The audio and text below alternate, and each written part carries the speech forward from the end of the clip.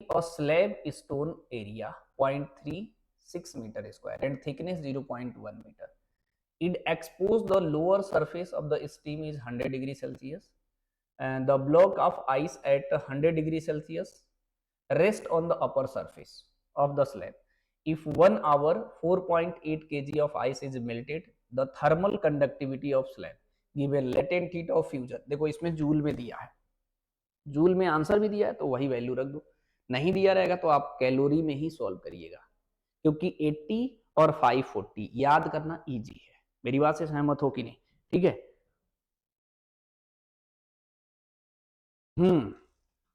Power लिख दें क्या यहां पर? इसी को पावर बोलते हैं, कंफ्यूज मत हो जाना। पावर पी, इसी को पी, इस क्वेश्चन में उसे क्यू बोला है, rate of heat production Q, समझे?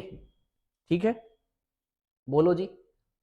इस क्वेश्चन पे फिर से बैक आ जाते हैं। इस क्वेश्चन का सबसे पहले हम समझते हैं क्या बोल रहा है। हमारे पास एक स्लैब है, इसको थोड़ा सा और छोटा कर लेते हैं तो आपको बेहतरीन तरीके से क्लियर हो जाएगा।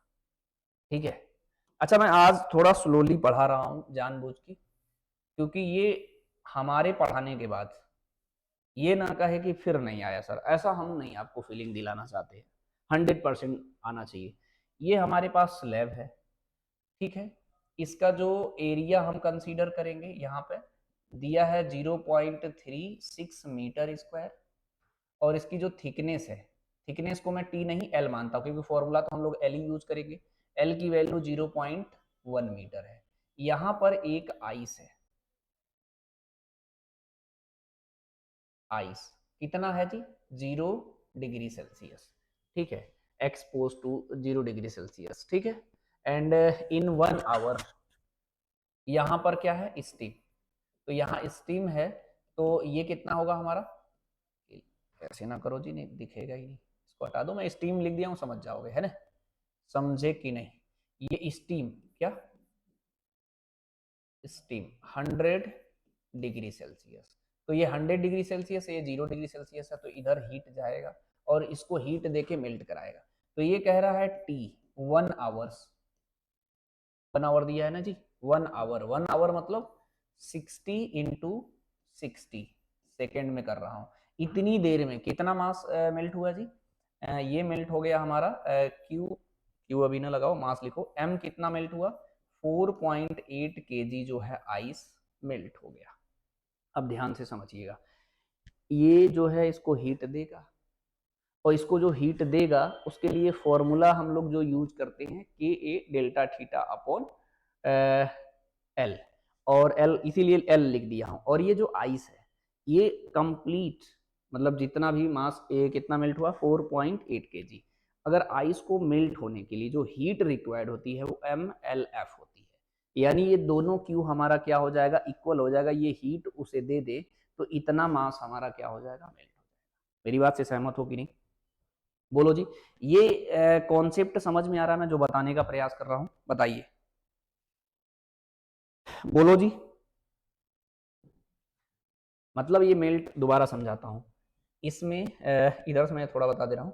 हमारे पास अगर इस तरीके से कोई स्लैब लेता हूं, यहां से हीट इस तरीके से जाता है, तो Q डिवाइडेड बाई टी को मैं हीट करेंट बोलते, जो हीट फ्लो होता है, जो यहां से हीट फ्लो के यहाँ आएगा होता है K A delta theta divided by L होता है।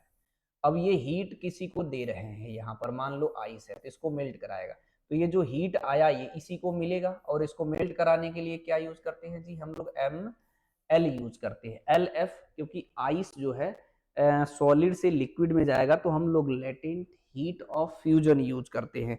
इसमें कोई डाउट है? लेकिन ये जो Q है हमारा, देखो Q का जो फॉर्मूला होता है K A delta theta into T divided by L होता है। यहाँ Q की वैल्यू क्या होता है? एम एल एफ होता है। ध्यान से समझना। तो ये हीट करेंट, पावर ना यूज कर लेना भैया, हीट कितना फ्लो होता है, जितना हीट फ्लो होगा इसको मिलेगा।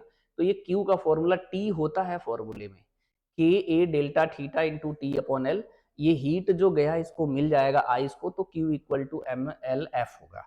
यानी हमें अगर पहले से कॉन्सेप्ट आता हो, मान लीजिए हमें कॉन्सेप्ट आता है, तो इस क्वेश्चन को लगाना बिल्कुल ईजी होता है, आप आसानी से इसे कैलकुलेट कर सकते हैं। मेरी बात देखो अब ये समझ गए ना कि ये जो हीट ट्रांसफर यहाँ से जाएगा इसको देगा तो उसको क्या करेगा हमारा, तो इसको इसको मैं क्या बोल रहा हूँ, यहाँ से जो हीट गया Q1 और इसको जो हीट मेल्ट कराने के लिए Q2, तो ऐसे नाम दे देता हूँ। तो Q1 इक्वल टू आप Q2 डायरेक्ट लिख सकते हो। ये कितना हो जाएगा, KA delta theta into T divided by L equal to MLF होगा। ठीक है, latent heat of fusion, simple. इसमें क्या पूछ रहा है जी, थर्मल कंडक्टिविटी पूछ रहा है K। तो K की वैल्यू जो आएगा हमारा MLF into L divided by A delta theta into time. Value ही तो रखना है। मास कितना है जी 4.8, LF की वैल्यू 3.36 इंटू 10 की पावर 5 डिवाइडेड बाई एल की वैल्यू यहाँ एल नहीं लिया हूँ, एल कितना कंसीडर किया है, इसकी thickness 0.1। A cross area already दे रखा है, एरिया जो दिया है इसका, ये एरिया इधर कितना दिया है 0.36 और टेम्परेचर डिफरेंस 100 और -0।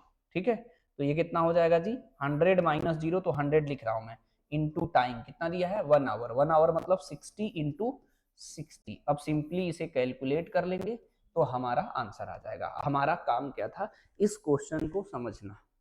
अगर आप समझ जाते हैं कैलकुलेशन तो आप कर ही लेंगे, मेहनत करेंगे तो अच्छा करेंगे। फर्स्ट अंडरस्टैंडिंग है, ये समझ नहीं पाता। यहाँ से जो हीट इस स्लैब के थ्रू आएगा वही तो इसको मेल्ट कराने का प्रयास करेगा। इससे हीट कितना फ्लो होगा हमारा, इतना, और इसको मेल्ट कराने के लिए हीट कितनी चाहिए MLF। दोनों को इक्वल कर दिया, यहाँ से कोफिशिएंट ऑफ थर्मल कंडक्टिविटी आ गया। इसको मैं डायरेक्ट डिवाइड करके चेक कर रहा हूँ भैया, आप लोग करना, क्योंकि 1 घंटा 36 मिनट, कितना मिनट हुआ जी 26 मिनट हो गया। थोड़ा सा बढ़ाना चाहिए मुझे लगता है, हल्का सा। मैं इसको डायरेक्ट एक बार क्रॉस चेक कर ले रहा कितना रहा है, आप लोग करिएगा इसे। पावर एक काम करते हैं, ऐसे कर लेते हैं 4.8 इंटू 3.36 इंटू 10 की पावर -4 कर लेते हैं इसे, 10 की पावर -1 है, डिवाइड करेंगे तो कितना हो जाएगा, ये हो जाएगा 36 कर लेते हैं, ज़्यादा सही रहेगा 36।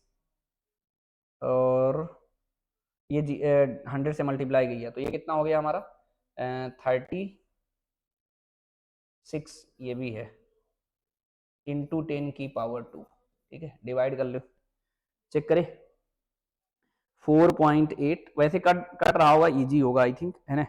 आगे 3.36 को डिवाइड करना है किससे, 36 से डिवाइड करिए, फिर 36 से डिवाइड करिए। मेरी बात से सहमत हो, ये आ रहा है 0.0124। ठीक है, इंटू 10 की पावर, ये ऊपर जाएगा तो कितना हो जाएगा जी, पावर गलत लगा रहा हूं मैं, देखे कैलकुलेशन ध्यान से करना। यहाँ पर एक छोटा सा मिस्टेक, ये 10 की पावर 5 है, ये 10 की पावर -1 है, तो एक जाएगा तो 10 की पावर 4 बचेगा ना जी, अभी गलत हो जाता, ये कितना हो जाता 10 की पावर 4 हो जाएगा। मेरी बात से सहमत हो कि नहीं। और इसको अगर आप यहाँ से कट करोगे तो क्या आएगा 10 की पावर 2 आएगा, यानी इसमें मल्टीप्लाई करना है 10 लगा चुके हैं क्या, इसमें मल्टीप्लाई किससे करना है जी 10 की पावर 2 मतलब 100 से। तो डेसिमल कहाँ जाएगा, यहाँ पर है, तो ये हो जाएगा हमारा, यहाँ आगे आ जाएगा, ये हो जाएगा 1.24 आ जाएगा। यूनिट में नहीं लिख रहा हूँ, ऑप्शन में लिखा ही है, तो इसका 1.24 यानी ए ऑप्शन करेक्ट।